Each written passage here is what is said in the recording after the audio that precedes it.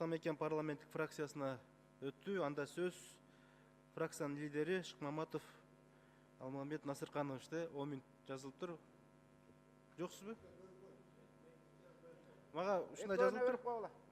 Анда Иманалиев Каныбек Капашевичте сөз. 5 минут, сонда 8 минут беріп қойсаңыз. Қанша минут? Фракциядан 5 минут, өзім 3 минут, 8 минут. 8 минут берген. Рахмат. Урматтуу премьер-министр, урматтуу өкмөт мүчөлөрү жана кесиптештер. Өкмөттүн отчетунда айтылбай калган, бирок биздин экономикага жана экономикалык суверенитет үчүн өтө коркунучтуу 5 жагдай бар. Биринчи бул кредиттик көз карандылык. Биз азыр дүйнөлүк рейтингде кредиттин төлөй албай турган 8 өлкөнүн бирөөүнө кирдик. Бул Гвинея, Мозамбик, Афганистан, Кыргызстан. 5 жылдан кийин жылына 200 миллион долларды, 400 миллион доллар төлөшүбүз керек. Ар бир 5-чи сомду. Кыргыз өкмөтү ошол карыздарды экология алмашуу, же ары жылдыруу, же социалдык программа алмашуу боюнча мен маалыматын алган жокмун. Экинчи коркунуч бул импорттук көз карандылык. Мейли өндүрүш товарлары, курулуш материалдары ташылып келсин. Бирок азык-түлүк дүкөнүнө карасаңыз, 70%га чейинки биз күндөлүк колдонгон азык-түлүк бул тыштан келип атпайбы? Үчүнчү көз карандылык. Биз дүйнөдөгү экинчи орунда эледик. Мигранттардын акчасынан көз карандыбыз. Алар да пенсияга чыкканда ата-энесинин акча отурбай калат. Ал азаят. Анда кантип биздин экономика жашайт? Үчүнчү, төртүнчү эң коркунуч баарыбыз үчүн уят маселе бул жакырчылык. 1 миллион 600 000 биздин мекендешибиз күнүнө $2 жетпеген акчада тамактанып, ийинип жашайт. Бул эң уят маселе. Жалпы коомчулук, спонсорлор, жергиликтүү бийлик, өкмөт, микрокредиттик уюмдар, диний коомчулук болуп, жылына 1% азайтсак, бул 16 000 үй бүлө экен. Себеби муну бүгүн азайтпасак, ал эртең 2 үй бүлө болот. Биринчи капиталдык старттык капиталы жок. Бешинчи чоң коркунуч бул дүйнөдөгү атаандаштык. Биз бөлөк өлкөлөрдү айтпайын, дүйнөлүк экономикалык атаандаштыкта Тажикстан 71-чи орунда, биз 111-чи орундабыз. Бул жашоонун сапаты, билим берүүдө 106-чы орундабыз, саламаттык сактоодо 97, электрондук өкмөт катары 101-чи орундабыз.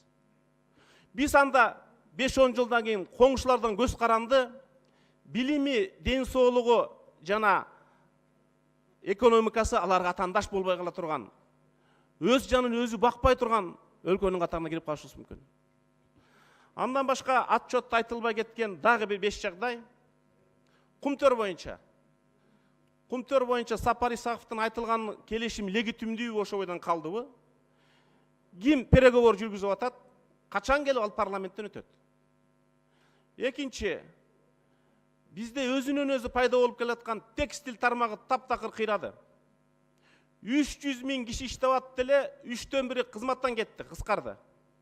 Алардын экспорту 38% азайды. Бул боюнча биз өкмөттүн үнүн калган жокпуз. Bir жылда реалдуу түрдө көмүскө экономиканы 1%га да азайта алган жокпуз. Жакырчылыкты 1%га азайта алган жокпуз. Бир тармакта да реформа кылган жокпуз. Эки эле жакшы жагдай бар, бул коопсуз шаар 7 жылдан бери чуруп бүтпөгөн. Анан ачык асман. Ачык асман дегенде жакшы иштетсек, мунун келечекте шансы көбүрөөк. Дүйнөдө 18-ci жылдан баштап цикличность, кризиси бүттү. 18-ci жылдан баштап жакшы цикл башталды. 34-ci жылга чейин дүйнө өсүп өнүгөт. 20 өлкөдө гана кризис болушу мүмкүн. Бул бечара, экономикасы жок, тупиктеги же менеджменти начар. Биз ошол өсүп өнүгө турган эки чоң державанын, Кытай менен Россиянын ортосундабыз. Алардын жел аргысы бизге сөз жок дейт. Биз ошол жел аргыга ошону кармап калып өсүп өнүгө алабызбы? Бул биздин өкмөттүн саясатына байланыштуу. Пайдаланылбай турган, ошол өкмөт пайдаланбай калган чоң ресурстар бар. Биринчиси ВСП+. 17-ci жылда $17 миллион, былтырда $17 миллион. Орта Азиянын бирде өлкөсүндө жок, Кыргызстанда бар. 5000 товарга пошлинасы жок Европага поставка. 1% көтөргөн жоксуңарга. Жоқ дегенде Япония өкмөтү дайындаган бир айыл, бир продукциянын товарын сатпайлыбы? Экинчи Евразес. Евразестин акыркы отчетун уксаңыз, эң чабал позиция Кыргызстандыкы. Мен эки вице-премьериңизге айтып бердим. Бөрөбай протоколун алмайын же ошого теңелмейин, Кыргызстандын өндүрүшчүлөрү атаандаштыкка туруштук бере албайт. Себеби биздин коңшу өлкө кээ бир позицияларда 2 эсе, кээ бир позицияларда 3 эсе жеңилдикке ээ. Ошон үчүн биздин экономика төмөндөп баратат. Үчүнчү мүмкүнчүлүк, эмдиги жылы Кытай Жибек жолу проектисине 1 триллион акча бөлүп атат. 60 өлкөгө. Жакынкы 5 жылда 8 триллион. Ошондон Кыргызстандан бир да проект кирген жок. Себеби биздин чабал өкмөт долбоор даярдалган жок, ишенген жок. Жаныбызда триллион доллар агып атса, биз ошону кармап өндүрүшүргө бере албай атабыз. Бул чоң трагедия. Төртүнчү, сиздин отчетто бир экономиканын жаңы сегментин таба алган жокпуз. Биз айыл чарба продукциясынын көлөмү менен эч убакта конкуренция боло албайбыз. Себеби Казакстандын талаасы 50 эсе көп. Биз жашыл экономика, биз органик экономика менен гана конкуренция боло алабыз. Ошо боюнча бир кадам алдыга жылдыкпы? Кыргызстанда бир гана тармак бар. 1 сом берип 28 сом ала аласың. Бул туризм. Бирок туризм дүйнөдө бөлүнүп кеткен сегментацияга. Бул экотуризм, бул тоо туризми, бул медицина туризми, бул билим туризми, бул соода саттык туризми. Кайсы тарабында алгылыктуу иштерди алып бардык? Сиздин саламаттыкты сактоо министриңизге 2 мыйзам долбоорун бердим. Жакында 1 жыл болот, жооп бериле ошо мыйзамга. Кийинкиси, азыр дүйнө интернет экономикага өттү. Биздин президентибиз сүйлөп атканда көбү нуктап атканы көбү түшүнгөн жок. Эгерде мурун индустриалдык экономика болсо, биз азыр интернет экономикада 10%быз. 30%га жеткизе албасак, анда биз дагы бир кылым алдыга алабыз. Сиздин бир вице-премьериңиз санариптик экономика боюнча вице-премьер болуш керек. Негизги министрликтерде орун басарлар же Эстониядан, же Татарстандан окуп келбесе, биз анда коңшу өлкөлөр менен атаандаша албайбыз.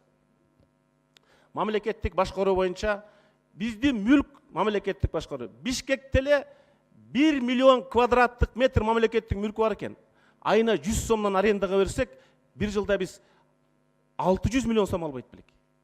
Кантип башкарып атабыз?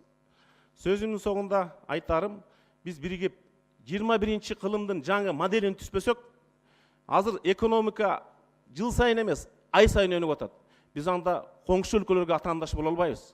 Биз анда суверендүү өлкөнүн суверендүү экономикасын камсыз кыла албай атабыз. Ошон үчүн мен сиздерден, өкмөт мүчөлөрү, чечкиндүүлүктү, жигердүүлүктү суранар элем.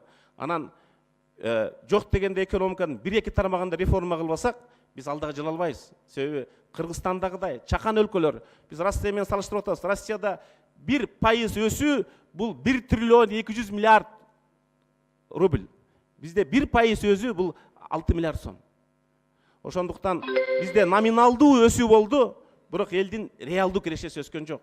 Биздин карапайым калк ошол экономиканы өсүүнү сезгенде гана чыныгы өсүү жөнүндө. Рахмат.